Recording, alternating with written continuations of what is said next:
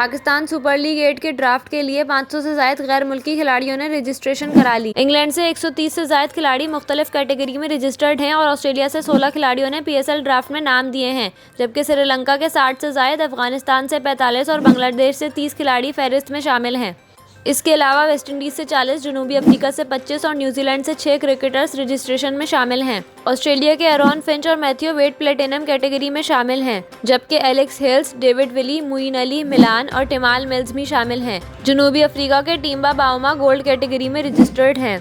Jimmy Neesham, Shakib ul Hasan, Colin Ingram, Lungi Ngidi, Tabraiz Shamsi, Rajapaksa, Hasan Nigah और Dawson शना भी draft का हिस्सा हैं। जराये का कहना है कि PSL ड्राफ्ट की तकरीब 15 दिसंबर को कराची में होगी।